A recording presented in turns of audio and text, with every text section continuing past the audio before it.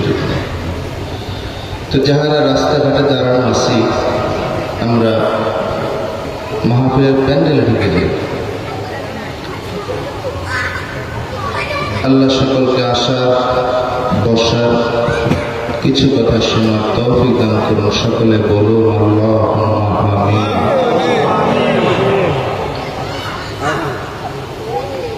ইন্নাল হামদালিল্লাহ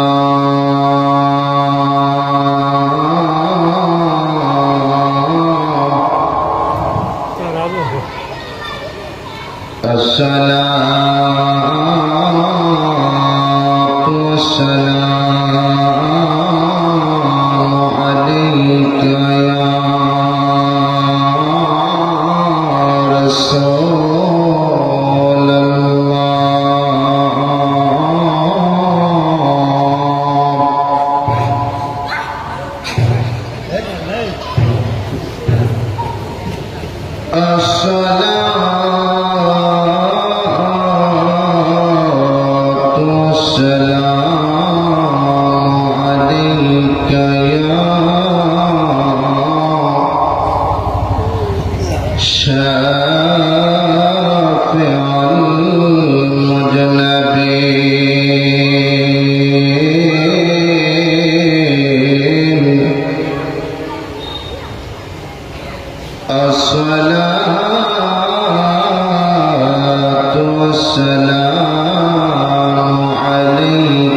ইয়া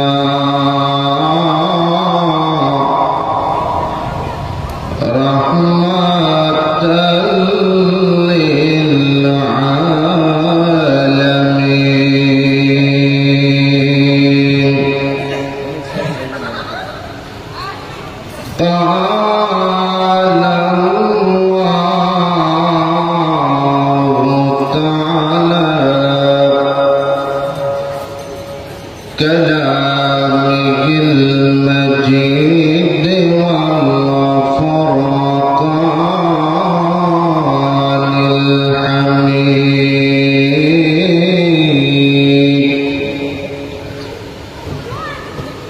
أعوذ بالله من الشيطان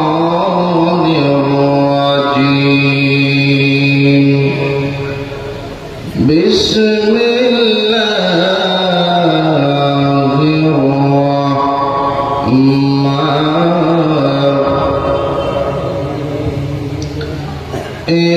إنا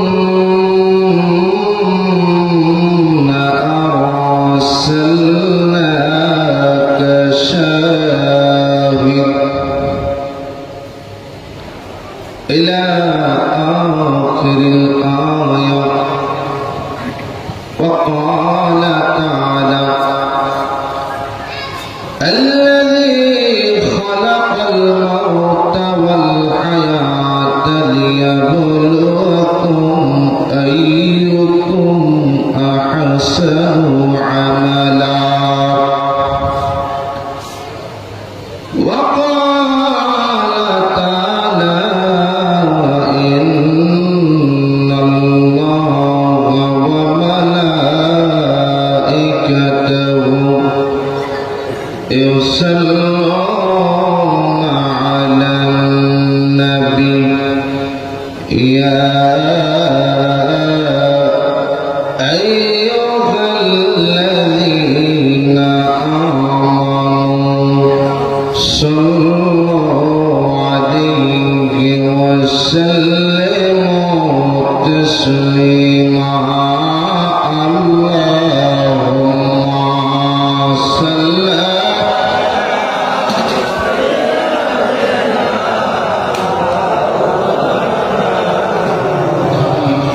وعلى آل سيدنا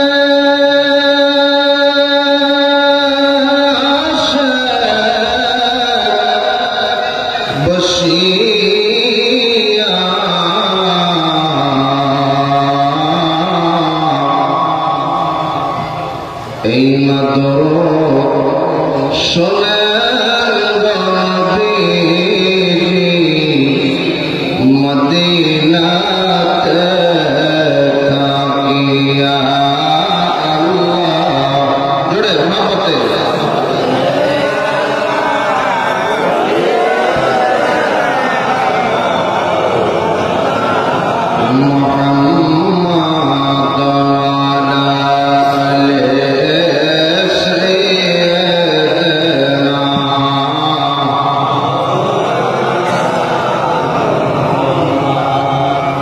নবীর দরুদ পড়ার দরকার আছে না নাই? আওয়াজ তুলে বলেন আছে না নাই? জবান খুলে বলেন আছে না নাই? কোরআন হাদিসে দুরূদ শরীফের অনেক গুরুত্বপূর্ণ দিক আলোচনা হয়েছে। আমি শুধুমাত্র আপনাদেরকে একটু মগজে ধরায় দিয়ে যাই।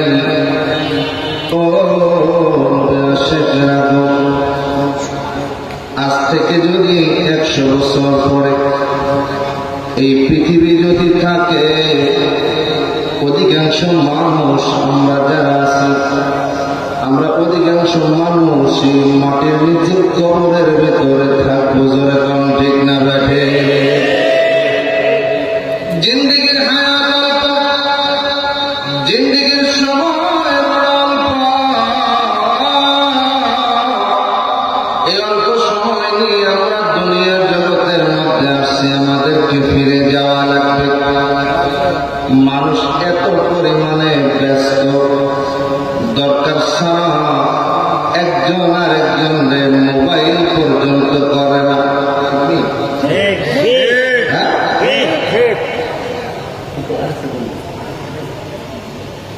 মানুষ এত ব্যস্ত,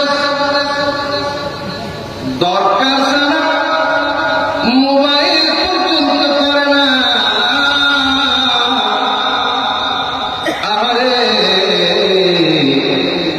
বাড়ির পাশে দাদার খবর, দেহের মধ্যে 10 বার আসে যায়, মাসের পর মাস যায়, একটু দাঁড়ায় জিয়ারত তো দূরের কথা, সালামটা পর্যন্ত দেওয়ার দরকার মনে করে আছে না নাই? তার মানে বোঝা গেল আমরা দুনিয়া থেকে বিদায় হয়ে যাওয়ার পরে আমাদের কেউ এইভাবে মনে রাখবে না, মনে রাখবে না, মনে রাখবে না। আমাদের জন্য চোখের পানি ফেলে ফেলে কেউ আমাদের জন্য দোয়া করার মতো কেউ থাকবে না। কারণ দুনিয়া যত ডিজিটাল জামানা, ব্যস্ত মানুষ বেঁচে থাকতে তো কেউ কাউকে সময় দেয় না। মরার পরে তো মনে রাখার প্রশ্নই আসে না। যিনি মারবেন, যিনি অতীতে আপনার আমার জন্য চোখের পানি ফেলে রোজার বারো বিদাইতেছে, এখনো যিনি মদিনার রওজা মুবারকে আমাদের জন্য চোখের পানি ফেলে কান্না করেন, আমাদের জন্য যখন কেউ মনে রাখবে না, তখন যিনি আমাদেরকে চোখের পানি ফেলে আল্লাহর দরবারে মাজারি করবেন, নবী রাহমাতুল লিল আলামিন মায়ার নবীজি বলেন না ইয়া রাসূলুল্লাহ। এই জন্য মাহফিল জান্নাতের বাগানে বসছি আমরা, জবানটা খুলে দেই, নবীর শানে দুরূদ শরীফ পড়ে পড়ে আমরা জবানের হকগুলিকে আদায় করি। সায়ুল মালাইকা একদল ফেরেশতা আছে, ওনারা কাজ হলো দুরূদ শরীফ নিয়ে নবীর রওজা মুবারকে পৌঁছায়া দাও। সুবহানাল্লাহ, আল্লাহুম্মা জোরে।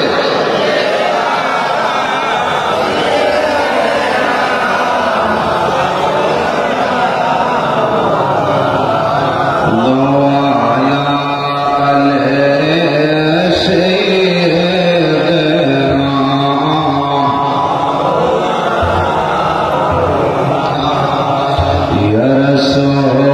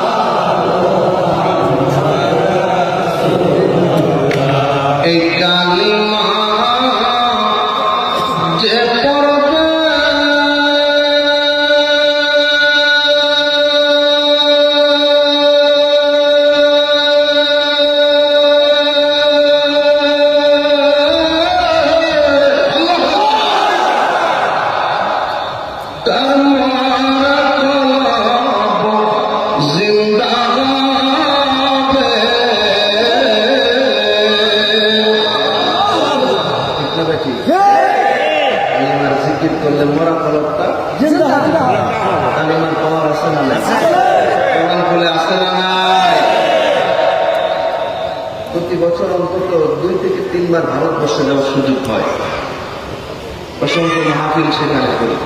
এই বছর যখন দেশে অভ্যুত্থান শুরু করি, আমি 18 জুলাই দেশে যেদিন শুক্রবার থেকে যেদিন শুরু হল আন্দোলন, আমি সেই দিন বাংলাদেশে ঢুকলাম। 18 জুলাই সকালবেলা আসামের গুয়াহাটি স্টেশন থেকে, আসাম রাজ্যের রাজধানী গুয়াহাটি স্টেশন থেকে ত্রিপুরা সুন্দরী এক্সপ্রেসে উঠলাম, আসবো আগরতলাতে। তো ত্রিপুরা সুন্দরী এক্সপ্রেসে উঠলাম। এই ট্রেন সকালে 8টায় গুয়াহাটি স্টেশন থেকে ছাড়লো, সারাদিন ট্রেন চলল। একটা জায়গা আসলো, যে জায়গাটার নাম হলো নিউ হাফলং। ইন্টারনেটে সার্চ দিলে পাবেন। এই নিউ হাফলং স্টেশনটা, এটা ট্রেন ঘুরতে ঘুরতে ঘুরতে ঘুরতে ঘুরতে ঘুরতে পাহাড়ের উপরে উঠে, আবার নামে, আবার উঠে। এক কথায় আপনার লামডিং একটা স্টেশন আছে, এই স্টেশন থেকে আসামের বদরপুর জংশন পর্যন্ত প্রায় 150 কিলোমিটার রাস্তা এইভাবে পাহাড়ের উপরে উঠে আর নামে।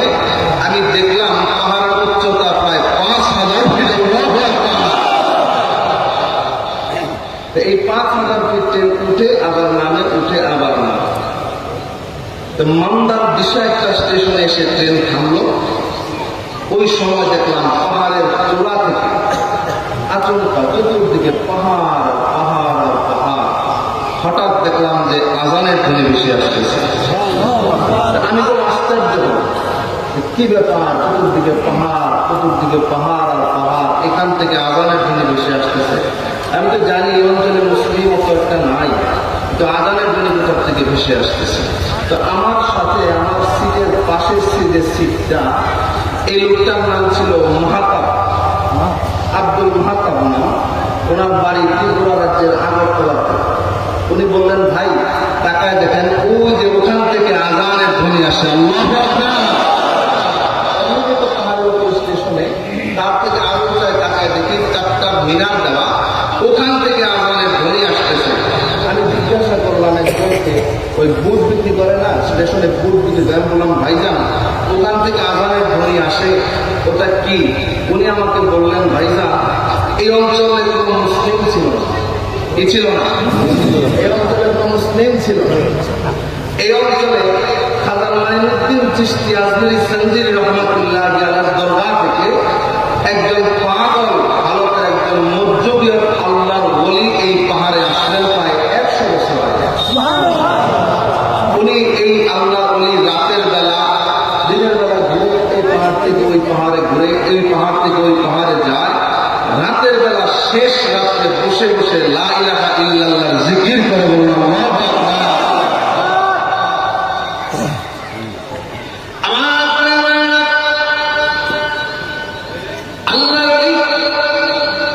সারাদিন পাহাড়ে পাহাড়ে ঘুরে বেড়ায়, রাতের বেলা যখন লা ইলাহা ইল্লাল্লাহর জিকির করে, ইল্লাল্লাহর একটা ধাক্কা আছে না নাই? লা ইলাহা এই যে ইল্লাল্লাহর একটা ধাক্কা আছে, এই ধাক্কাটা বড় কলবের মধ্যে যায় লাগে, কলবটা নূরানি হয়ে যায়। বলেন সুবহানাল্লাহ।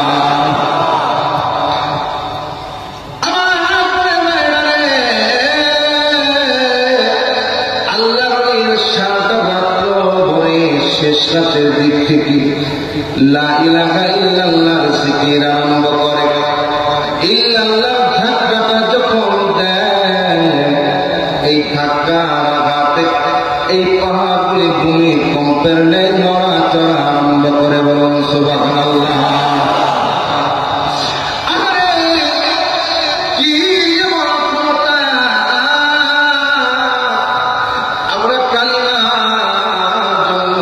তেমন কিছুই করলাম না, মাঝে মধ্যে দেখি ওই ফিলিস্তিনের বাচ্চারা ওদের গায়ে বোমার আঘাত করছে। সেই দিন মোবাইলের ভিতরে দেখতেছিলাম ছোট্ট একটা শিশু বাচ্চা, সম্ভবত 1 থেকে 2 বছর ধরে ফুটফুটে একটা বাচ্চা, কপাল বেয়ে রক্তগুলি গাল বেয়ে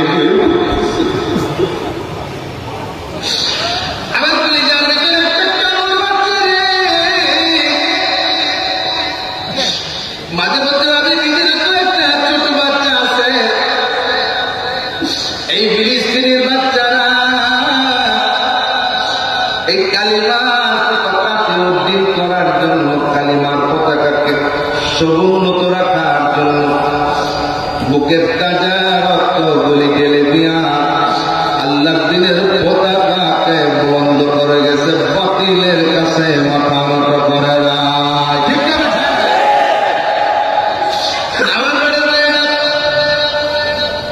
এই জন্য মাঝে মধ্যে ভাবি, যদি কিয়ামতের ময়দানে আমার নবীর হাত তুলে আল্লাহর কাছে জিজ্ঞাসা করে, উম্মত তোমরা তো কালিমার জন্য রক্ত জড়াও নাই, এক রক্ত তো কালিমার জন্য তোমাদের জড়ানো লাগে নাই, তোমাদের যুদ্ধ করা লাগে নাই, তোমাদের গা থেকে তো 1 ফোঁটা রক্ত ঝরে নাই, তবে কেন তোমরা নির্দেশে নবীর রেখে যাওয়া নামাজ তোমরা পড়ো না? কেন তোমরা আমি নবীর রেখে যাওয়া সুন্নতগুলি মানো নাই? কেন তোমরা আমি নবীর রেখে যাওয়া সুন্নাহর উপরে জীবন আদর্শ পরিচালনা করো নাই? কেন তোমরা আমি নবীর আদর্শের উপরে থাকো দেয়? তোমাদের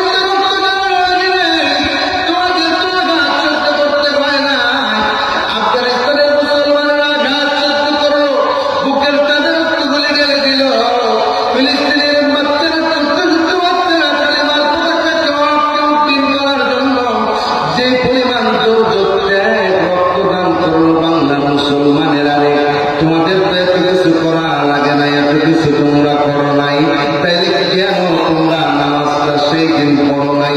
কেন রোজাটা রাখো নাই? কেন তোমরা ইবাদতগুলি করো নাই? সেই দিন যদি নবীর হাত তুলিলা আমাদের জন্য যদি জিজ্ঞাসা জিজ্ঞাসা করে উম্মত হয়ে উত্তর দেব কি দেবার মতো কিছু নাই, দেবার মতো কিছু নাই, তোরা পেয়ে যাবো যেরকম ঠিক না বেঁচে।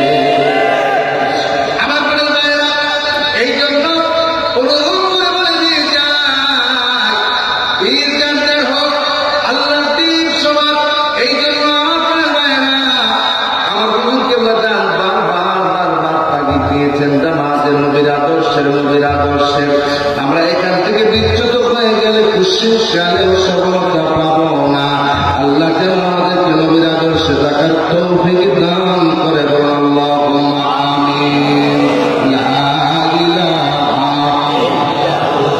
জোরে লা ইলাহা পড়ি লা ইলাহা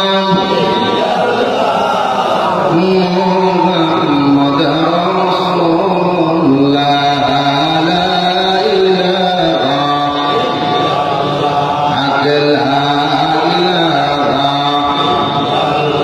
পড়ি লা ইলাহা।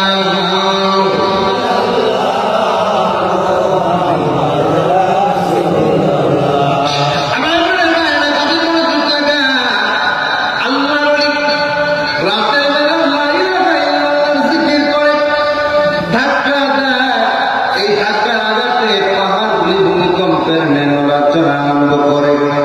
একদিন, দুই দিন, তিন দিন মানুষ টের পায় নাই, মনে করেছে ভূমিকম্প তো মাঝে মধ্যে হয়, কিন্তু না, দেখা গেল প্রত্যেক দিন পাহাড় কেন নড়াচড়া করে।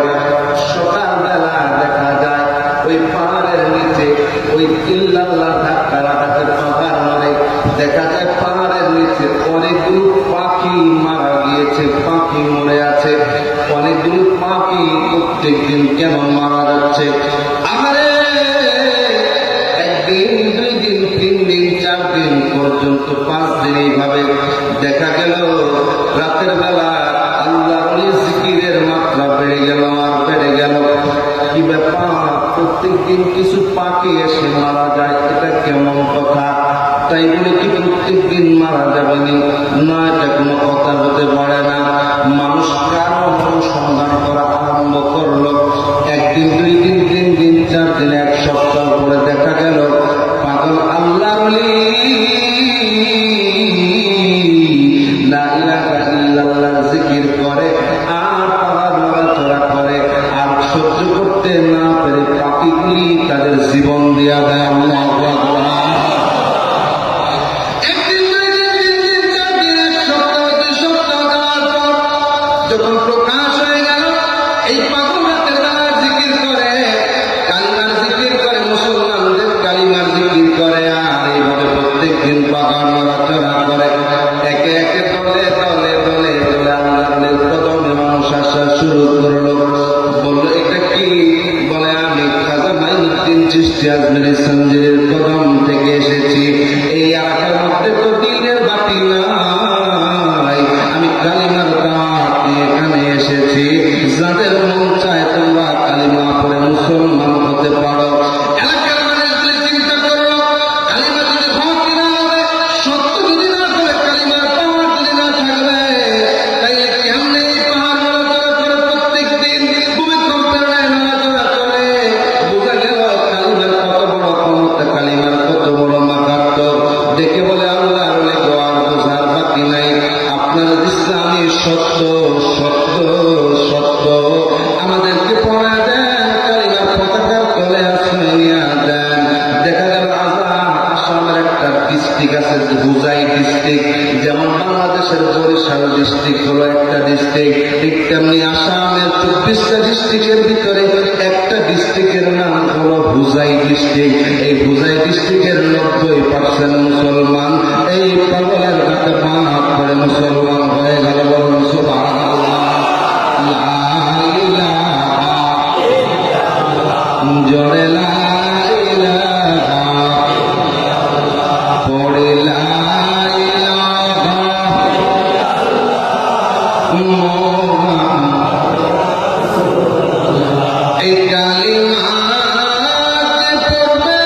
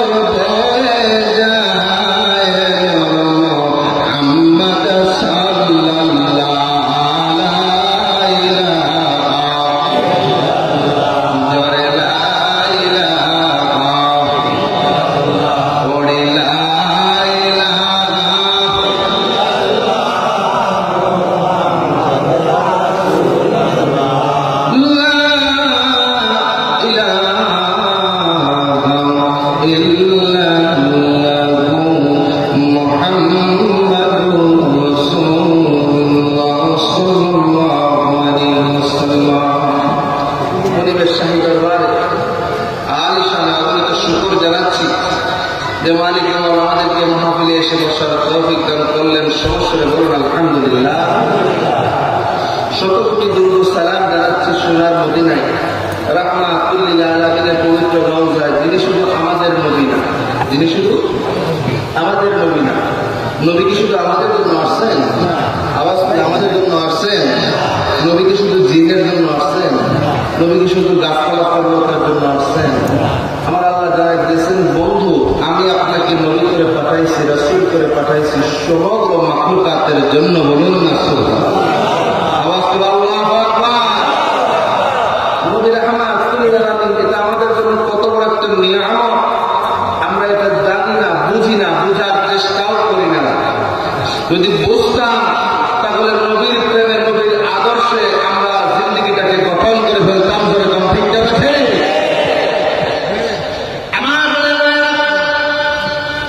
আমি তাদের ভিতরে ছোট্ট একটা আলোচনা আসছে রে। আবার নবী রাহমাতুল লিল আলামিন, দয়াল নবী, মায়ার নবীজি ফজরের নামাজ পড়ে বের হবেন। এমন সময় আমিরুল মুমিনিন খলিফাতুল মুসলিমিন হযরতে ওমরে ফারুক আগায়া গেলেন নবীজির দুইখানা জুতা মুবারক ঠিক করে দেওয়ার জন্য। নবীজির দুইখানা জুতা মুবারক ঠিক করে দেওয়ার জন্য আমার নবী বের হচ্ছেন। আমার নবী জুতা মুবারক পায়ে দিলেন। এমন সময় পাশের খেজুর গাছ থেকে একটা কাক এসে, মতান্তর একটা পাখি এসে নবীজির জুতা মুবারককে ঠোঁটের আগায় নিয়ে নিলেন। নিয়ে তারা খেজুর বাগান পার হয়ে মসজিদ নববী পার হয়ে মরুভূমির ভিতরে ওই জুতা মুবারক ছেড়ে দিল। ছেড়ে যাওয়ার পরে দেখা গেল ছোট্ট একটা সাপের বাচ্চা আমার নবীজির পবিত্র জুতা মুবারক থেকে বের হয়ে জমিনের মধ্যে গড়াগড়ি খায়। বলুন আল্লাহু আকবার।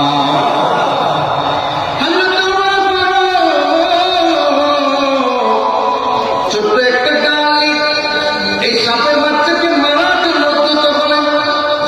সাপের বাচ্চার জবাব হয়ে গেল, অনেকে বলে আমিরুল মুমিনিন ওয়া নবীর সাহাবী, নবীর সাহাবী, আপনি কি মনে করেছেন আমি নবীজিকে কামড় দেওয়ার জন্য জুতা মুবারকের ভিতরে ঢুকছি?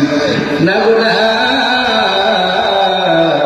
আপনারা আশা করুন মাখলুকাত, আপনারা নবীজির কাছাকাছি বসতে পারেন, আপনারা নবীজির পাশাপাশি বসতে পারেন, আবার নবীজিকে আপনারা মন করে দেখতে পারেন। আমরা এমন একটা জাতি, আমরা মায়ার নবীজিকে আমরা দেখতে পারি না, আমরা মায়ার নবীজির কাছাকাছি আমরা দেখতে পারি না। আপনি কি মনে করেছেন নবী রাহমাতুল লিল আলামিন উনি কি শুধু আপনাদের নবী না? আমরা সর্বজাতি, আমাদের তো মন চায় আমরা একটা বার মায়ার নবীজিকে মন ভরে দেখে বলুন সুবহানাল্লাহ। নবী রাহমাতুল লিল আলামিনকে দেখতে মনে চায়, মায়ার নবীজির নুরানি চেহারা যারা একটা বার দেখছে, মায়ার নবীজির নুরানি চেহারা মোবারকের দিকে একটা বার যারা তাকায়া করছে গো, তারা কোনদিন আমার নবীজির দিকে চোখ ঘুরাইতে পারে নাই, তারা মায়ার নবীজি থেকে কোনদিন ফিরে আসতে পারে নাই। আবার মায়ার নবীজির এক নজর দেখার সাথে সাথে পাগল হয়ে গেছে, কত বেদিন মুসলমান হয়ে গেছে। বলুন সুবহানাল্লাহ। তোরা দেখলে ছবি পাগল নবী, দেখলে ছবি কাদবি বসে নিরালায়, তোরা কাদবি বসে নিরালায়। আমার মায়ার নবী যেই দেশে ঘুমায়, আমার মায়ার নবী যেই দেশে, মায়ে তোরা দেখলে ছবি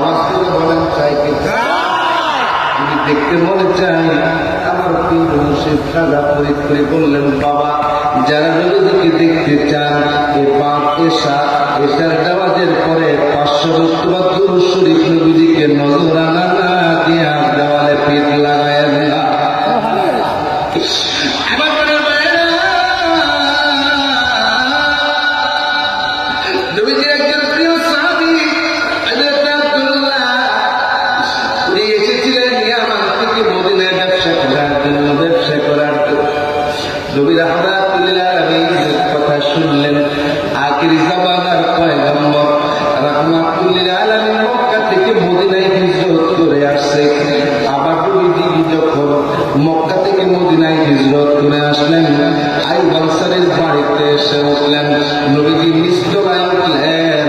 এমন একটা অবস্থা, আব্দুল্লাহ মনে মনে ভাবলো ব্যবসা করার জন্য যেহেতু মদিনায় আসছি, আখির জামানার পয়গম্বরকে যদি একটা বার দেখি, একটু দেখে আসি কেমন হয় আখির জামানার পয়গম্বর, উনি কেমন। দাওয়াতের মধ্যে তো অনেকগুলি বর্ণনা পাইলাম, কেমন হবে গো আখির জামানার পয়গম্বর রাহমাতুল লিল আলামিন। আব্দুল্লাহ গোপনে রাতের বেলা হযরত আইয়ুব আনসারীর বাড়িতে আসলেন। নবীজি এমন ভাবে বসছেন, দরজার কাছাকাছি এমন ভাবে বসছেন, নবীজি এক সাইড দেখা যায়, অন্য আরেক সাইড দেখা যায় না। এক পাশ দেখা যায়, অন্য আরেক পাশ দেখা যায় না। এক পাশ দেখা যায়, অন্য আরেক পাশ দেখা যায় না। এমন একটা অবস্থায় বারবার চেষ্টা করতেছিলেন আমার নবীজিকে দেখার জন্য। একটা বার আমার মায়ার নবীজির দয়া হলো, নবীজি আব্দুল্লাহর দিকে একটাবার ঘুরে তাকালেন। এমন একটা দূরের ঝলক চোখের মধ্যে এসে লাগলো, চোখের আলো ভর্ষক হয়ে গেল। আল্লাহু আকবার। তাবুতে ফিরে আসলেন।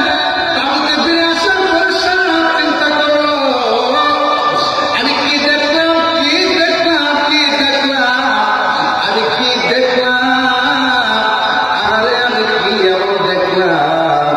সারা রাত চিন্তা করার পরে সকালবেলা আমার গেল, যাওয়ার পরে বলল, ইয়া রাসূলুল্লাহ, আমি আপনার নূরানি চেহারার ঝলক দেখে পাগল হয়ে গেছি। আমি চোখে ভালো দেখি না, ঝাপসা ঝাপসা দেখতেছিলাম। আমার পরিবার নবী রাহমাতুল্লাহ ডেকে বলল, আমি তো তোমার জন্য বসে আছি, তুমি আসবে। আমি কালিমা তোমাকে পড়ানোর জন্য বসে আছি, তুমি ব্যবসা করার জন্য আসছো, যাও আমি তোমাকে দ্বীনের পতাকার তলে আশ্রয় দিয়া দিলাম, তোমাকে আমি কালিমার পতাকার তলে আশ্রয় দিয়া মুসলমান বানায়া দিলাম। দেশে যাইবা দ্বীন প্রচার করবা, বলুন সুবহানাল্লাহ। আমার পরিবার নবীজির নূরানি চেহারা মোবারক দেখা পাগল হয়ে গেছে মানুষ। ঠিক তেমনি জামানার মুহাম্মদ খাজা ফরিদপুরের চেহারা একবার যারা দেখছে, যারা আমার প্রিয় মুর্শিদের চেহারা যারা একবার দেখছে, তারা আর ফিরে দেখতে পারে নাই। বায়াত হইয়া দরবার শরীফের গোলামি করছে, বলুন সুবহানাল্লাহ। ঠিক না ঠিক? আমার ভাইরা, জামালপুর জেলা থেকে 13 থেকে 14 জন আলেম ওলামা আসলো হুজুরের কাছে, বিভিন্ন দেশে পালিয়ে কথা বলার জন্য আসলো। 1993 সনের কথা বলতেছে। গভীর মনোযোগ আমার দিকে তাকান। 1993 সনে হুজুর যখন ডাকলেন, ওই সময় কাফেলা চলতো, বর্তমান যেমন কাফেলা চলে, কাফেলার হুকুমটা এখন থেকে না, ঢাকার ভাইরা, কাফেলার হুকুমটা এখন থেকে না, সেই আদিকাল থেকে হুজুরের পরবর্তী থেকে শুরু করে কাফেলা চলমান আছে। এটাকে মেয়ারাজ আমাদের ঈসা এটাকে নতুন রূপ দিয়েছেন এবং কাফেলাকে কন্টিনিউ করতে বলেছেন, কারণ কাফেলা হইলে জাকেটের মধ্যে প্রেম ভাবত মানে জড়িত। ঠিক না ঠিক?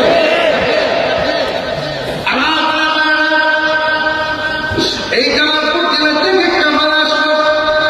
কাফেলা আসার পরে এই কাফেলা 13 জন আলেম ওলামা সহ অসংখ্য প্রায় 4-5টা কাফেলা আসলো।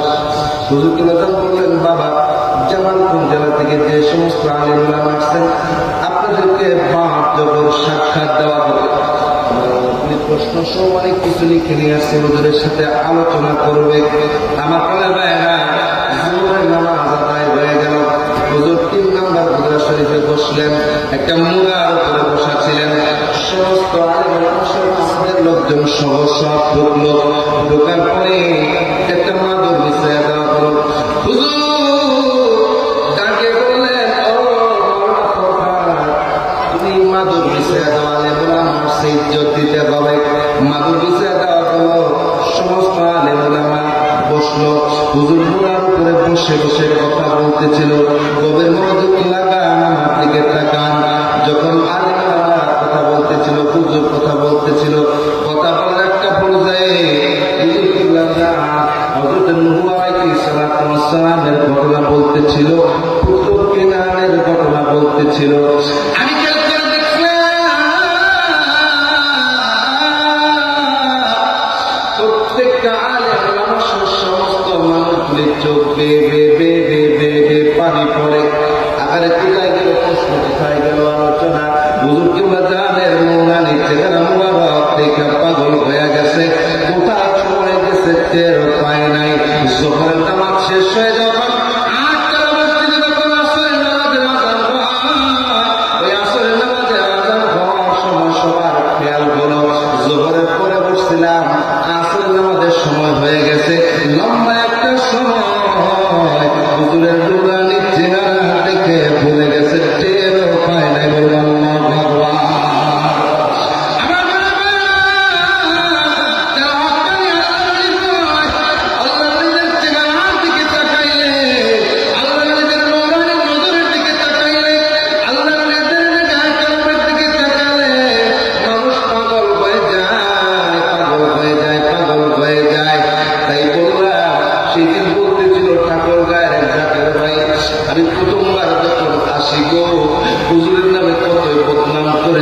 বদনাম করেছিলাম, কিন্তু নুরানি চেহারা দেখা পাগল হয়ে গেছি।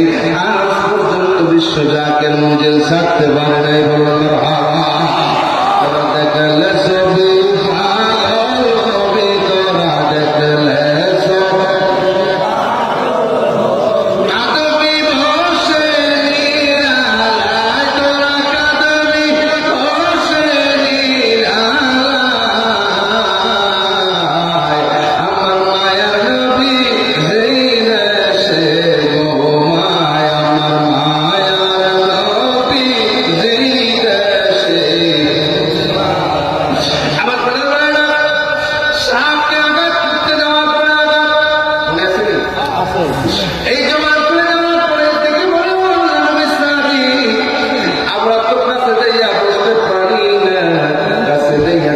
পারি না। তাই জুতার ভিতরে ঢুকছি, যদি মায়া প্রয়োগের এক বিন্দু পরিমাণ স্পর্শ যদি পাই, মায়া প্রয়োগের স্পর্শ যদি পাই, আবার জীবন দম্ভ হয়ে যাবে। আমি কান্না দেওয়ার জন্য ঢুকি নাই। ঠিক আছে, বলুন না ইয়া রাসূলুল্লাহ। তার মানে বোঝা গেল নবী শুধু আমাদের জন্য কুল কায়নাতের জন্য রাহমাতুল লিল আলামিন। ঠিক আছে, বলুন না ইয়া রাসূলুল্লাহ। সালাম পরবর্তী জানাই প্রিয় মুর্শিদের কদম মুবারকে। আমার প্রাণের ভাইরা, সালাম কদমটি জানাচ্ছি আল্লাহ সালাম মিয়া ভাইজান মুজাদ্দিদ সাহেব, যিনি দয়াল অবস্থা অভিষিক্ত। তাদের মৃদু ভাইজান মুজাদ্দিদ সাহেব, তাদের বড় চাচা যান, তাদের ছোট চাচা যান মুজাদ্দিদ সাহেব সহ তাদের পরিবার, সমস্ত আশিকান মুসলমান সবাইকে আমার মুবারকবাদ জানাচ্ছি। আমার প্রাণের ভাইরা, আলোচনা লম্বা করার দিকে যাব না, অল্প কিছু আলোচনা আপনাদের মাঝে রেখে যাব। কোরআনুল থেকে ছোট্ট একটা আয়াতের অংশ তেলাওয়াত করেছি। আমার আল্লাহ রাব্বুল আলামিন যেন এই আয়াতের ছোট্ট একটি অংশকে আপনাদের মধ্যে তুলে ধরার তৌফিক দান করে। সকলে বলুন আমিন। মহব্বতের জন্য শহীদ আল্লাহুম্মা সাল্লি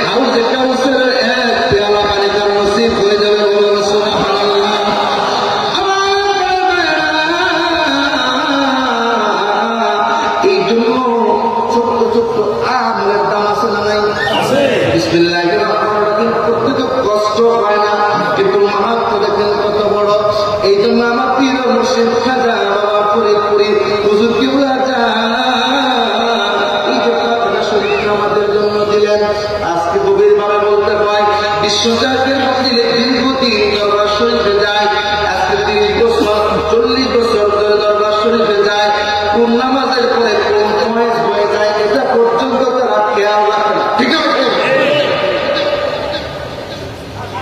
বললে পরে আসলে মনটা কষ্ট লাগে, কোন নামাজের পরে কোন ফয়েজ হয়ে যায় দীর্ঘদিন দরবার শরীফে কিন্তু খেয়াল রাখে না। তাহলে পীরের দরবারে যাওয়া আসা না যাওয়া সমান কথা বলে, ঠিক না বেঠে? এই জন্য ছোট্ট ছোট্ট আমল এগুলাকে জীবনে গুরুত্ব দিতে হবে, এগুলাকে গুরুত্ব দিলে এগুলার দ্বারা আল্লাহ তাআলা পরিপূর্ণ করে দেবে। বলুন সুবহানাল্লাহ।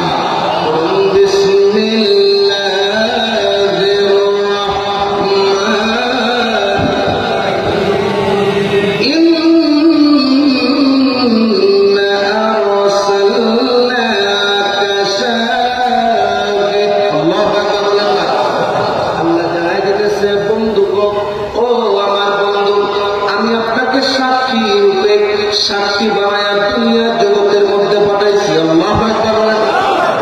আমি তোমাদের জন্য সাক্ষী রূপে দুনিয়ার জগতের মধ্যে আসছি।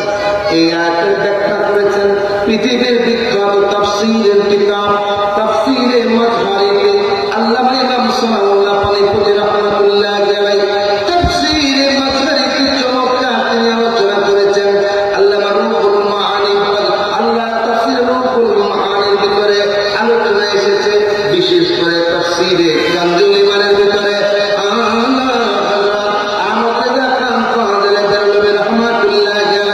চমৎকার কিছু উপস্থাপনা করে গিয়েছেন।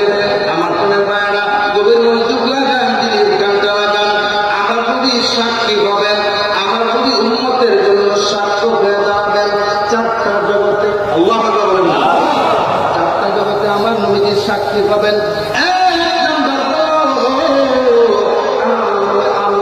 রূহের জগতে আমরা রূহের জগতে ছিলাম, রূহের জগতে থাকার সময় আমরা রূহের জগতে ওই জগতে আমরা বসবাস করেছিলাম।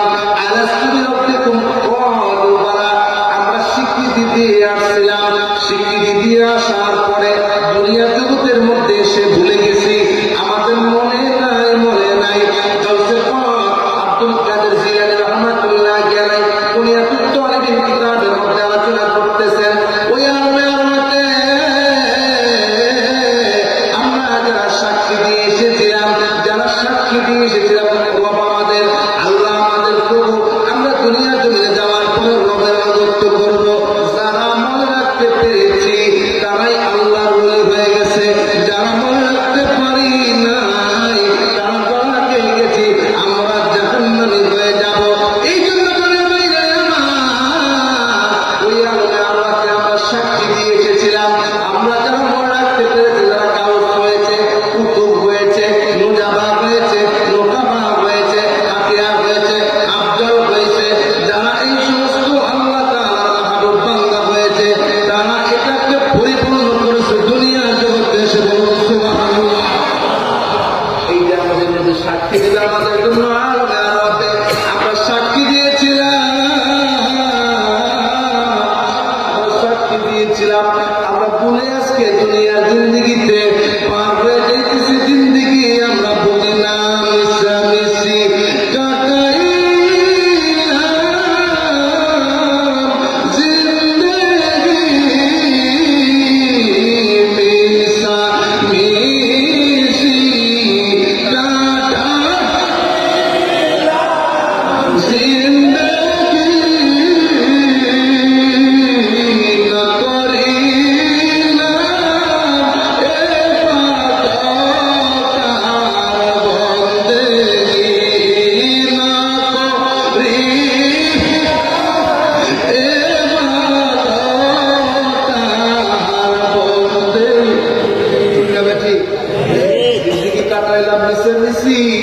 কোন দিন জানি কবরের ডাক এসে যাবে।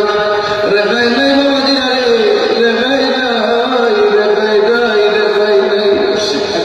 আমার নবীজি আলাদা আরবাতে আমরা সাক্ষী দিয়েছিলাম, ভুলে গেছি আমরা।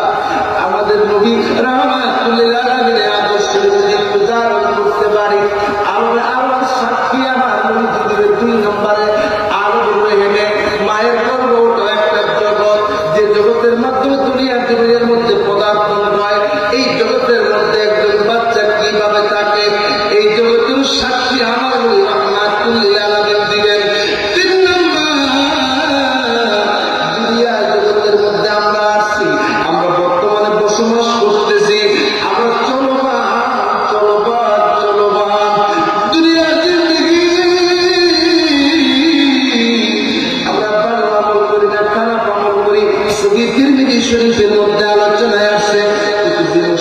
রাত্রিবেলা, আর সোমবার দিন রাত্রিবেলা আমার নবী মায়া নবী রাহমাতুল লিল আলামিনের দরবারে উম্মতেরা বললাম পেশ করা হয়।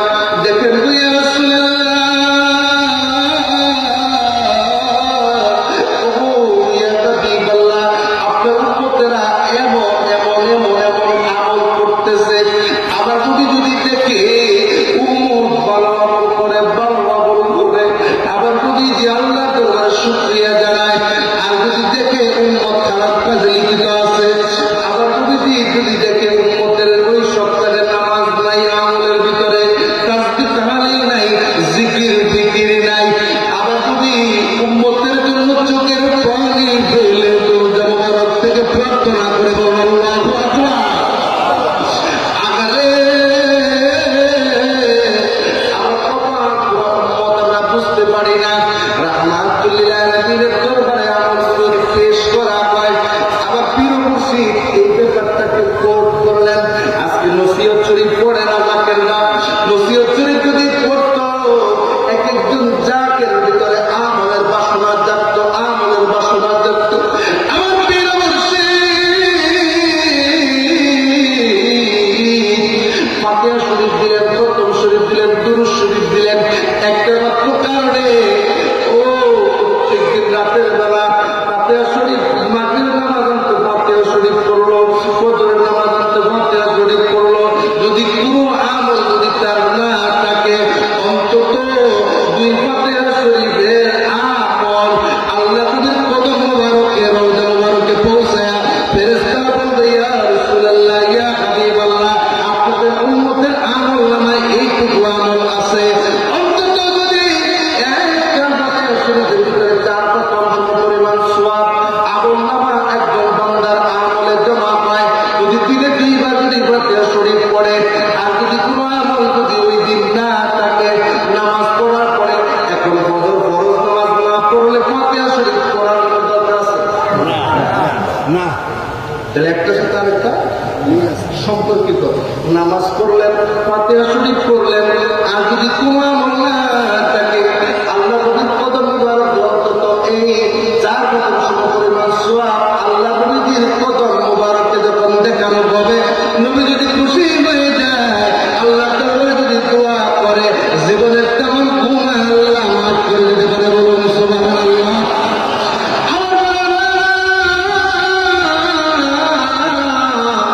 জিন্দিগিটা বড় কঠিন, জিন্দিগিটা বড় কঠিন, জিন্দিগির হিসাব হবে এই মানুষের জিন্দিগি। আজকে শক্তির বড়াই, আজকে ক্ষমতার বড়াই, আজকে দম্ভ। আল্লাহ তাআলা বলে দিলেন, ও বান্দা, জমিন অহংকার করে গেটো না, গেটো না, এটো না। কত মানুষ অকালে মারা যায়, মানুষ কখন মারা যাবে তা কল্পনা করতে পারে না। ঠিক আছে, কাপালি কখন দুনিয়া থেকে বিদায় হয়ে যাবে তো জানে না, জানে না।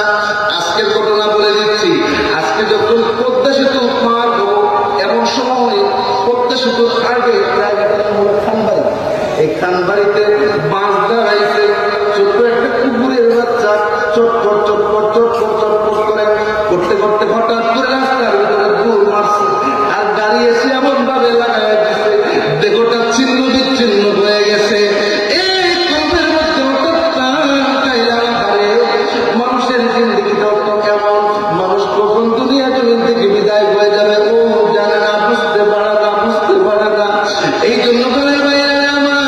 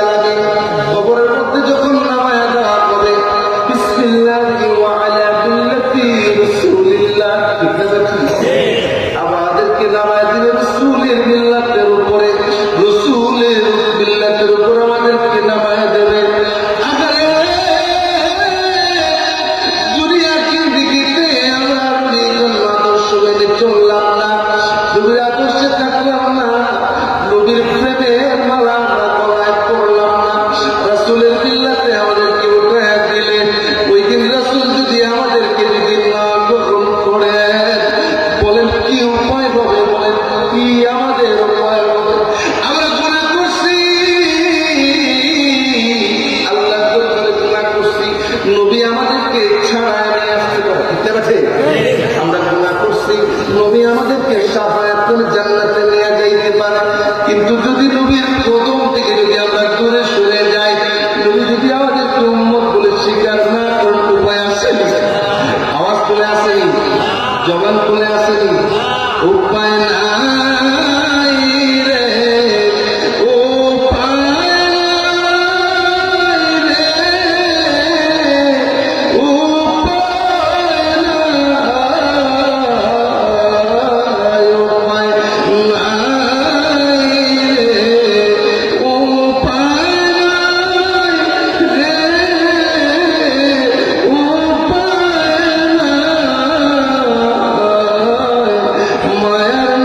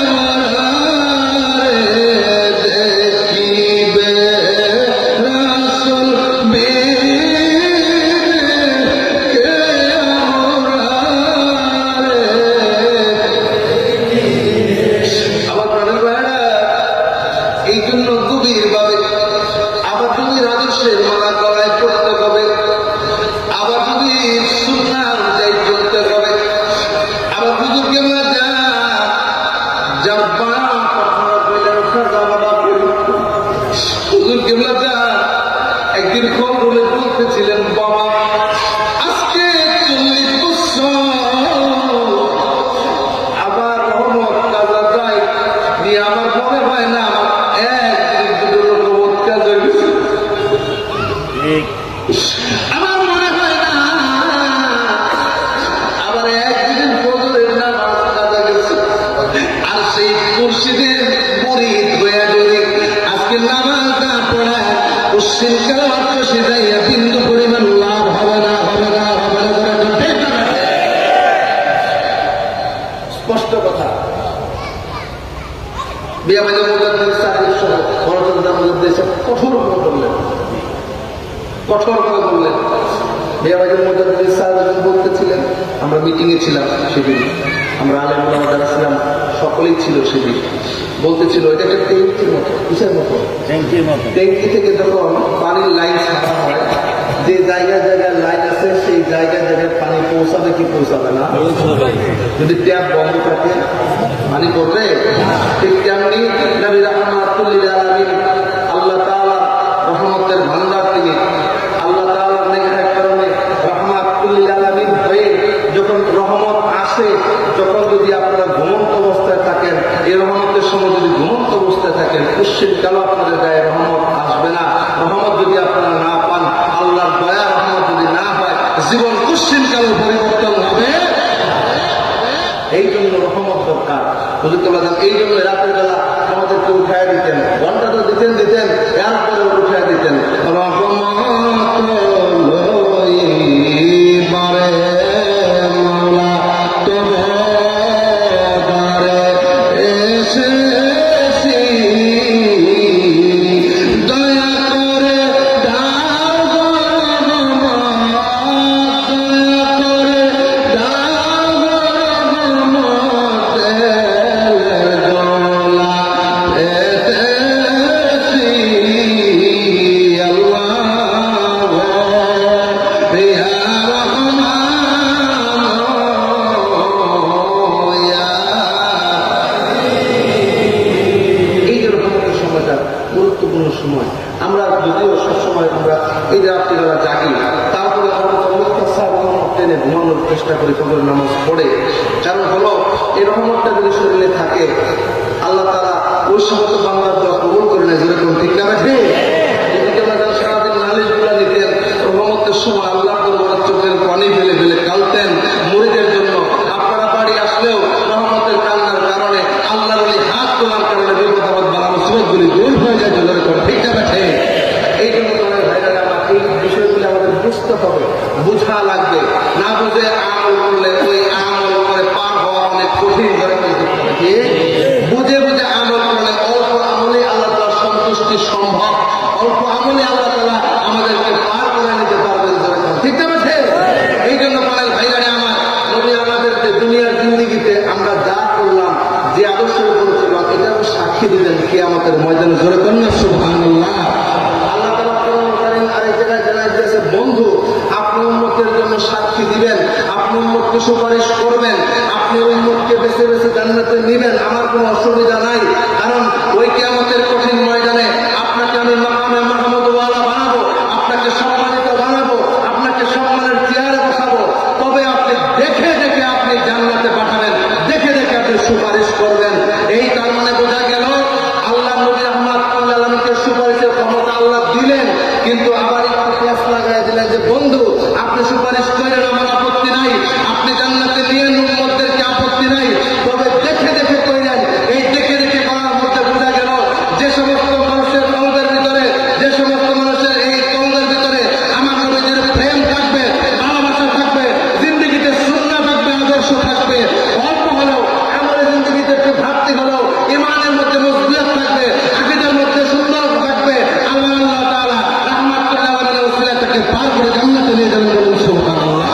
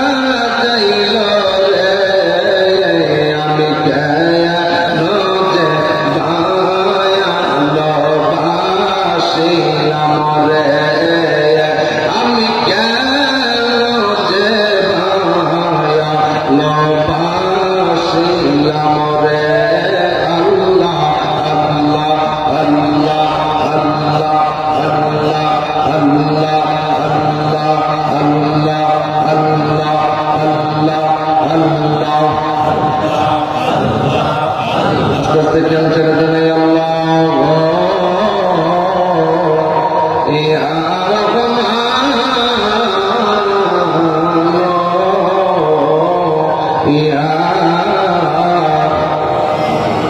এই যে তরিকা নকশবন্দিয়া মুজাদ্দিদের সিলসিলা, এই ইসমে জাতের জিকির, এই জিকিরটা আমি তরিকায় কামরিয়া, চিশতিয়া, নকশবন্দিয়া, মুজাদ্দিদিয়া, আশরাফিয়া, সাহাবেরিয়া, ওয়াইসিয়া, কদমিয়া, রেফাইয়া সহ 8টা থেকে 9টা তরিকাকে রিচার্জ করার সুযোগ পেয়েছি। আমি দেখলাম তরিকা নকশবন্দিয়া মুজাদ্দিদের সিলসিলার এই ইসমে জাতের জিকির দ্বারা যত দ্রুত কলবটা পরিষ্কার হয়, অন্য কোনো জিকিরের মাধ্যমে এত দ্রুত কলবটা পরিষ্কার হয় না। বলুন সুবহানাল্লাহ। এটার রেফারেন্স দিয়েছেন লিখতেছেন এই ইসমে জাতের জিকিরটা এমন একটা জিকির যে জিকিরের দ্বারা পাথরের মতো কলব যদি কালো হয়ে যায়, এই কালো কলবটাকে পরিষ্কার করার জন্য ইসমে জাতের জিকিরটা অতি দ্রুত কাজ করে। ঠিক তেমনি ভাবে প্যারাসিটামল হলে, জ্বর হলে প্যারাসিটামল খান, যদি প্যারাসিটামলে ভালো না হয় আস্তে আস্তে ডাক্তার অ্যান্টিবায়োটিক দেয় যায় না, আবার করে দেয় কি যায় না। ঠিক তেমনি যখন পড়া কলবটা জিন্দা করার প্রয়োজন হয়, এই কলবটা যখন কলঙ্কিত থাকে, এই কলবটা যখন পাথরের মতো কালো থাকে, তখন এই কলবটাকে নুরানি করার জন্য ইসমে জাতের জিকিরের ধাক্কার মাধ্যমে অতি দ্রুত কলবটাকে নুরানি বানানো যায়। বলুন সুবহানাল্লাহ। এই জন্য মানে ভাইরা আমার এই জিকিরটা বেশি বেশি বেশি বেশি করার দরকার আছে না নাই? আওয়াজ তুলে আছে না নাই? এই জিকির করলে কি হবে? আল্লাহর সাথে সম্পর্ক স্থাপন হবে। কি হবে? আল্লাহর সাথে সম্পর্ক স্থাপন হবে। ঠিক তেমনি ভাবে দেখেন যখন ফয়েজ বানানো হয়, বিশ্বজাকের মধ্যে যখন ফয়েজ বানানো হয়, যেমন রহমতের ফয়েজের কথাই ধরেন, ফয়েজের সময় তখন বলা হয় কি আল্লাহ তাআলার জাত পাক হইয়া, রাসূল সাল্লাল্লাহু আলাইহি ওয়াসাল্লাম পাক দিল হইয়া, সমস্ত পীরানের জনের পাক দিল হইয়া, আপন মুর্শিদের পাক দিল হইয়া আমাদের দিলে আসতেছে, দেন সাফ হইতেছে, দিলের জাহের বাতের ছবিতে কাল 70,000 পর্দার অন্তরালে গুনাহের পাহাড়, গুনাহের কাসির, গুনাহের জুলমাত, গুনাহের অন্ধকার সকল কিছু রহমতের ফয়েজের ঢলে, অথবা রাসূলুল্লাহ সাল্লাল্লাহু আলাইহি ওয়াসাল্লামের খাস মহব্বতের ফয়েজের ঢলে, অথবা কবুলিয়াতের ফয়েজের ঢলে, অথবা কুওয়াত এলাকার ফয়েজের ঢলে, অথবা আনোয়ার জিকির এলাকার ফয়েজের ঢলে সাইকে সাইকে সাল হয়ে নাই হয়ে গেছে। এই সাপ দিলে আনোয়ার জিকির এলাকার ফয়েজের মাধ্যমে, ইসমে জাতের জিকিরের মাধ্যমে আল্লাহ তাআলা কলবটাকে নুরানি বানায় দেয়। বলুন সুবহানাল্লাহ। আজকে আমরা এটা না বোঝার কারণে, বেবোঝার কারণে আমাদের ভিতরে আজকে পরিবর্তন নাই। কেন পরিবর্তন হবে না? আল্লাহর জিকির করলে অবশ্যই কলবটা পরিবর্তন হবে, কলবটা নুরানি হবে। আমরা চেষ্টা করি না অনেকদিন, কারণ শয়তান তো মানুষের প্রকাশ্য শত্রু, শয়তান মানুষকে করতে দেয় না। আল্লাহ তাআলা আপনারা বিমূঢ় হোক, আল্লাহ তাআলার সাথে সম্পর্ক স্থাপন হোক। এই যে আমরা আমাদের সময় ভুলগুলো আমাদেরকে শিখাই দিলেন, বাবা কাতার সোজা করে দাঁড়ান, খেলা কাঁদতে দেবান, জ্ঞান কাঁদে আল্লাহ হাজার নাজের দেখতেছেন সকলের দিলের হাল, মুখে আল্লাহর নাম, অন্তরে দুনিয়ার কল্পনা কল্পনা, এমন নামাজের কি ফল। তার আসলে পাক সাল্লাল্লাহু আলাইহি সাল্লাম ফরমান, লা সালাতা ইল্লা বিহুজুরি কাল, নামাজ হবে না হুজুর দিল ব্যতীত। তাই মন মুখ এক করিয়া আল্লাহ তাআলাকে হাজার নাজের ওয়াহে জানিয়া হুজুরি দিলে সেজদা করেন। এই হুজুরি দিলে সেজদা করলে বান্দার সাথে আল্লাহর সম্পর্ক স্থাপন হবে, বান্দার সাথে আল্লাহর সম্পর্ক স্থাপন হলে মেরাজ হয়ে যাবে, নামাজটা মেরাজে রূপান্তরিত হবে। বলুন সুবহানাল্লাহ। আজকে বোঝার পর আমরা ব্যবুধ, আজকে সুযোগ পাওয়ার পরও আমরা সুযোগ কাজে লাগাই না, যার কারণে দায়ী আমরাই ক্ষতিগ্রস্ত। ঠিক না ঠিক? আমরাই ক্ষতিগ্রস্ত। বায়াত হয়েছেন আপনার মুর্শিদের কথা মোবারকে কি জন্য? নিজের কলবটাকে সালিম করার জন্য, কলবটাকে নুরানি করার জন্য। আজকে সেদিক থেকে না পথে ঘুরে আমরা সেই দিক চিন্তা ভাবনা না করে আমরা দুনিয়াদারি ব্যস্ত হয়ে গেছি। না ভাইজান, এই দুনিয়া মিশে নয়, কেউ কারো নয়। সুতরাং আমরা যদি কলবটাকে নুরানি করে দেখতে পারি, বাবা শত শত মুরতাদিন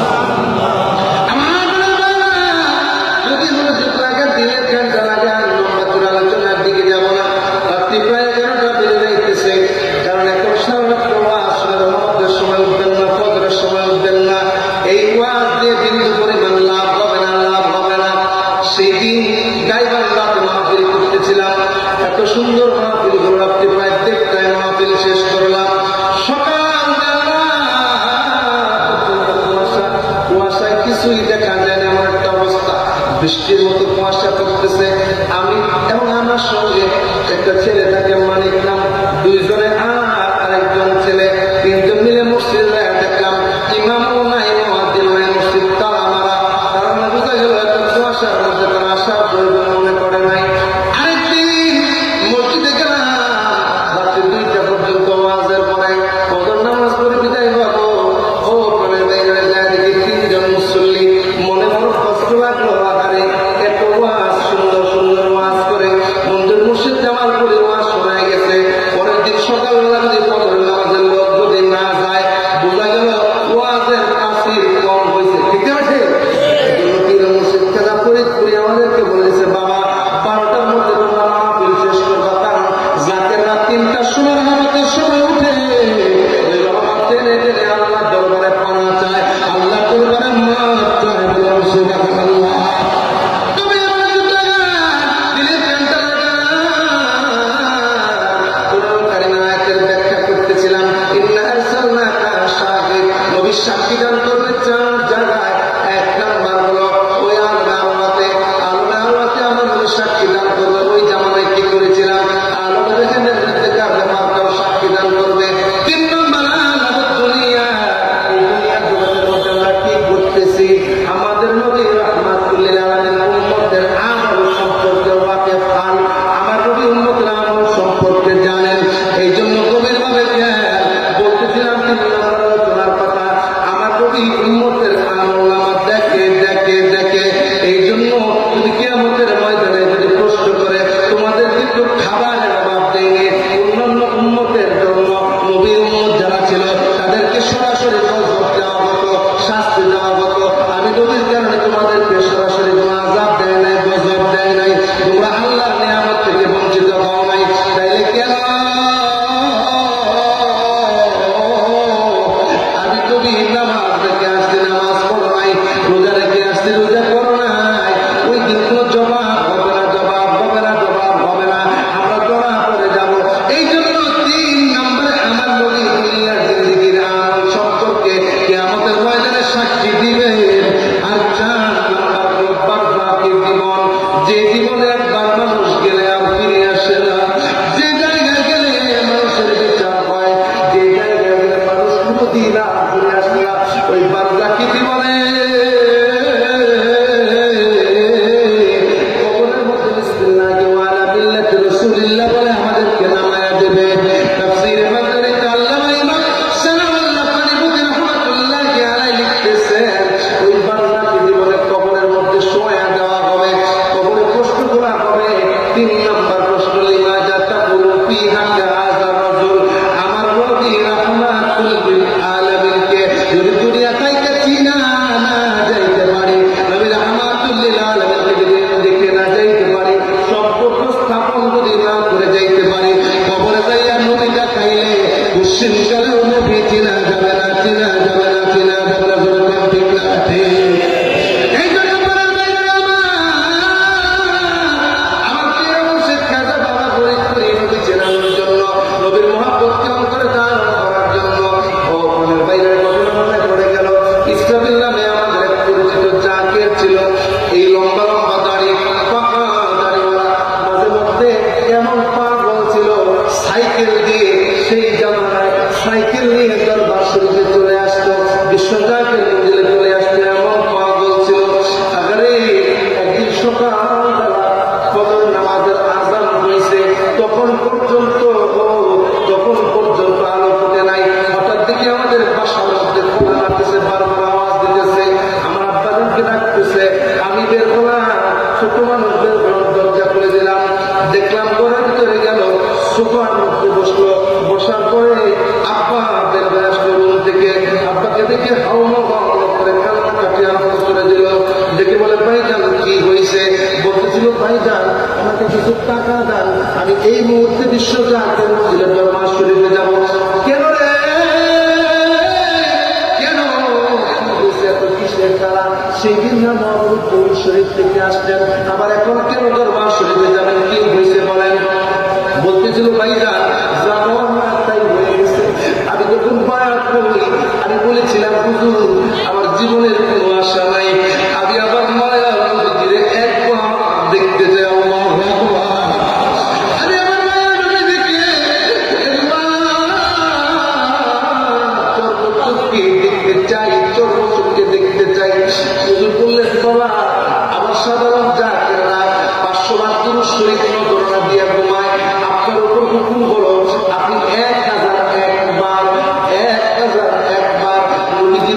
দুরূদ শরীফ পড়ে আপনি তারপরে বিছানায় পিঠ লাগাবেন। একদিন, 2 দিন, 3 দিন, 4 দিন, আজকে প্রায় 10 বছর আমি এই আমলটা করি, কিন্তু মনে মনে এশার নামাজ পড়ার পরে গতকাল রাতে এমন একটা গুসা ভিতর থেকে আসলো, এমন একটা রাগ ভিতর থেকে আসলো, এমন একটা রাগান্বিত ভাব ভিতর থেকে আসলো, এমন মুর্শিদের কদমে গেলাম, এমন শায়েখের কাছে গেলাম, বললো আমার হুজুর রবির আলাকুল্লিল আলামিনকে দেখায় দিলে আজকে প্রায় 10 বছর অধিক হয়ে গেছে, আমি আমার দয়া নবীজিকে দেখতে পারলাম না। কাঁদতেছিলাম আর কাঁদতেছিলাম, কান্না অবস্থায় যাই নামাজের মধ্যে অমনি তন্দার মতো ঘুমিয়ে গেছি, খেয়াল নাই। এমন একটা অবস্থায় হঠাৎ করে দরজায় করা কে যেন করা মারছে, আমি খুলে দিলাম। খুলে দেওয়ার পরে দেখি 2 জন মানুষ, আমার হুজুর খাজারোনা ফরিদপুরি, সঙ্গে আরেকজন মানুষ নুরানি চেহারা। আমি হুজুরকে চিনি, আরেকজনকে চিনি না। আমি হুজুরকে কদম বুঝি করতে গেলাম, হুজুর ডেকে বলতেছে বাবা, ও ইস্তাবিল বাবা, তুমি আমাকে কদম বুঝি করো না, আগে মায়ার নবী রাহমাতুল্লিল আলামিনকে কদম বুঝি করো। আমি কদম বুঝি করো না, আমি নুরানি চেহারা দিকে তাকাইছি, একবার তাকাইছি, দেখি চোখের মধ্যে একটা জিলা লাগছে। আমি কষ্টে আবার চোখটা বন্ধ করে আবার চোখে তাকাইছি, তাকাইতে পারতেছি না। এমন একটা অবস্থার মধ্যে আমার শরীর ঝাঁকি দিয়ে হঠাৎ করে আমার তন্দ্রাটা ভেঙে গেল। আর তারপর থেকে আমি আমার মনে হয় আমি কি দেখলাম, আমি কি দেখলাম, আবার মায়ার বুঝি দেখলাম, হুজুরকে দেখলাম। আমি আর কিন্তু স্থির থাকতে পারতেছি না। কোন ফজরের নামাজ পড়ে আমি আসলাম, হুজুর বাবা আমি এই মুহূর্তে দরবার শরীফে যাব। ওই সময় আমার আব্বা তাকে 500 টাকা দিল, আমার ভাই বোনের টাকা নিয়ে সোজা দরবার শরীফে চলে আসলো। ইসলামী কাকার মধ্যে শুনেছি হুজুরের কাছে যাওয়া আসলে হুজুর বলতেছিলেন, বাবা এত অধৈর্য হলে হয়, এত অধৈর্য হলে হয়, মায়ার নবীরে দেখছনি, মায়ার নবীরে মন ধরে দেখছনি, আবার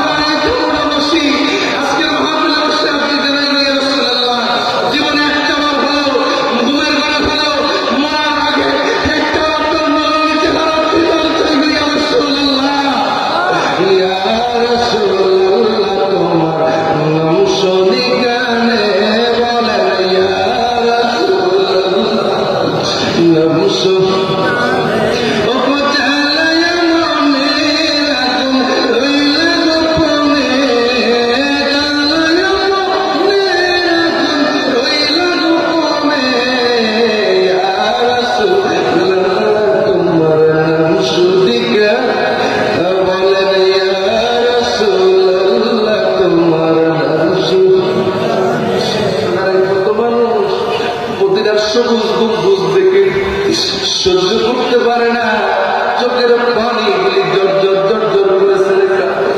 সেদিন ভিডিও দেখতেছিলাম, হাজিরা উমরা শেষে গাড়িতে করে মদিনা থেকে মক্কায় ফিরতেছে। একজন হাজি, একজন বয়স্ক হাজি মদিনার সবুজ গম্বুজের দিকে তাকায়া বারবার বলতেছিল, ইয়া রাসূলুল্লাহ, আর যদি আসার সুযোগ যদি না হয়, জীবনে যদি আর মদিনায় আসার সুযোগ যদি না হয়, ইয়া রাসূলুল্লাহ, বুকের করে একটা বার সিগার দিয়ে দিন।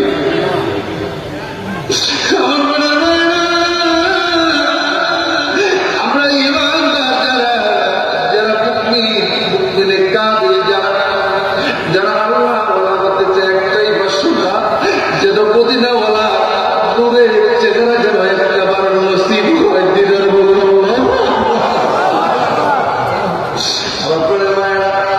ইসলামী কাকাকে হুজুর বললেন, বাবা যদি নবীজিকে আবার যদি বেঁচে থাকেন, আবার যদি নবীজিকে দেখতে চান, দুরূদ শরীফ পড়তেই থাকেন। এই ঘটনা আবার আয়েশা আমাদের বাড়িতে বলার 4 থেকে 5 দিন পরে রাহমাতুল আলামিন দয়াল নবী মায়া নবী দুনিয়া থেকে বিদায় হয়ে গেল। চেহারা থেকে মরার পরে মুহূর্তের হচ্ছিল এমন একটা অবস্থা। তারপরে বোঝা গেল মায়া নবী রাহমাতুল আলামিন যদি একটাবার কবুল করে নেয়, আমরা জীবন ধন্য হয়ে যাবে। ইয়া রাসূলুল্লাহ, ইয়া রাসূলুল্লাহ। তারপরে মায়া আলোচনা আর বাড়াবো, অনেক হয়ে যাচ্ছে, লম্বা হয়ে যাচ্ছে। 4 নাম্বার, বারজাকি জীবনে আমার নবী সাক্ষী দিবে। বারজাকি জীবন কোনটা? মৃত্যু পরবর্তী জীবন। মৃত্যু পরবর্তী জীবনের প্রথম ধাপ হল কবর। কবর থেকেই শুরু হয়ে যাবে। আবার নবীকে যদি কবরে এনে দিতে পারি, আমাদের পরবর্তী ধাপগুলো আল্লাহ সহজ করে দেবে। বলুন না সুবহানাল্লাহ। এই জন্য বলে আমার নবী রাহমাতুল্লাহ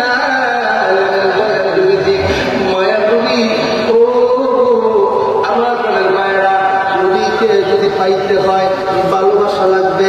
নবীকে ভালোবাসলে ঈমান পয়দা হবে, ঈমান হলে আমল হবে, ঈমান হলে আমল হবে। কথাটা মনে রাখবেন, একটার সাথে আরেকটা প্রয়োগ করা, একটার সাথে আরেকটা জোড়া লাগানো, একটা না হলে আরেকটা হবে না, একটা না হলে আরেকটা হবে না। এই জন্য পীর ও মুর্শিদের কদম মোবারক যদি যান, হুজুর তো নিজের তরিকা দেয় নাই, হুজুর দিছে রাসূলুল্লাহ সাল্লাল্লাহু আলাইহি ওয়াসাল্লামের সত্য তরিকা। কেমন তরিকা? এটা রাসূলুল্লাহ সাল্লাল্লাহু আলাইহি ওয়াসাল্লামের পুরা পর্যন্ত, রাসূলুল্লাহ সাল্লাল্লাহু আলাইহি ওয়াসাল্লামের মন পর্যন্ত পৌঁছায় গেছে। বলুন সুবহানাল্লাহ। তরিকাতে গেলে, শায়েখের কাছে গেলে, মাশায়েখের কাছে গেলে, হক্কানি উলামায়ে কেরামের কাছে গেলে কি হবে? তারা পথ বাতায় দিবেন, মত বাতায় দিবেন। কি মত? রাসূলের বাইরে কোনো তরিকা নাই, কোনো তরিকা নাই। আপনি যেখানে যান, রাসূলের বাইরে কোনো আদর্শ নাই, আদর্শ নাই, আদর্শ নাই। এই জন্য প্রাণের বাইরে আমার তরিকা নিলে রাসূলুল্লাহ সাল্লাল্লাহু আলাইহি ওয়াসাল্লামের খাস উদ্দেশ্য মুহাব্বতের ফয়েজ ওয়ারিদ হবে। ফয়েজ যখন ওয়ারিদ হবে, এই ফয়েজের ওয়ারিদে ঈমানগুলি তাজা হবে। লা ইলাহা ইল্লাল্লাহ হাত্তা কুনহাব্বা ইলাইহি মিন ওয়ালিদিহি ওয়া ওয়ালাদিহি ওয়ান নাসি আজমাইন। আল্লাহু আকবার। ঈমান হলে কি হবে? আমল হবে। কেন রে? ঈমানের পরে বলিয়ান যখন হবেন, ঈমান যখন কলবের মধ্যে থাকবে, আমল করতে মন চাবে। টাকা যখন পকেটে থাকে, যখন টাকা পকেটে থাকে, খরচ করতে মন চায় কি চায় না? আওয়াজ করে একটা জিনিস দরকার নাই, তারপরে চাই এটা কিনি, কিনতে বেঠে। একটা জিনিসের দাম 5 টাকা থেকে 10 টাকা, তারপরে মন চাই কিনি। কেন পকেটে টাকা? যখন আপনার কলবের মধ্যে ঈমান থাকবে, ঈমানে বলে বলিয়ান হবে, তখন আপনার নামাজ পড়তে ইচ্ছা করবে, রোজা রাখতে ইচ্ছা করবে, আপনার দান রাখতে ইচ্ছা করবে, নবীর সুন্নাহ মিসওয়াক করতে ইচ্ছা করবে। সুতরাং আমার ভাইরা, আস্তে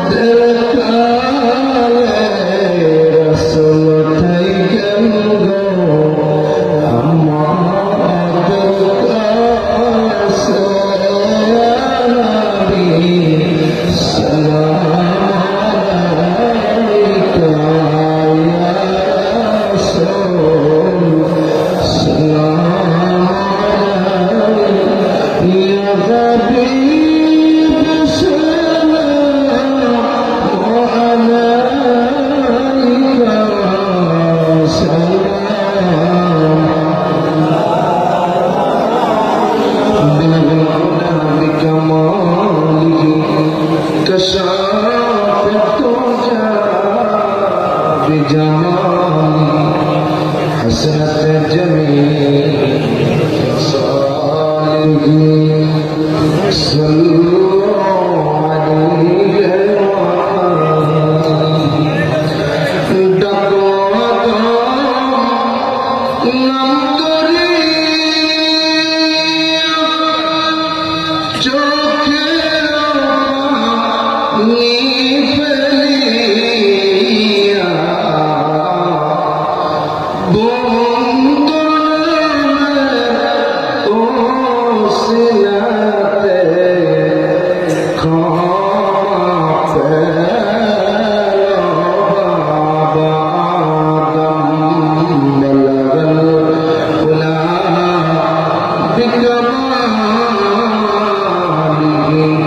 كشف الدجى بجماله حسنت جميع خصاله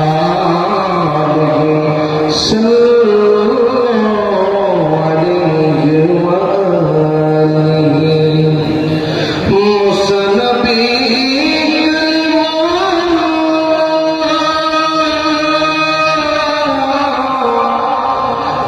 إبراهيم خليل الله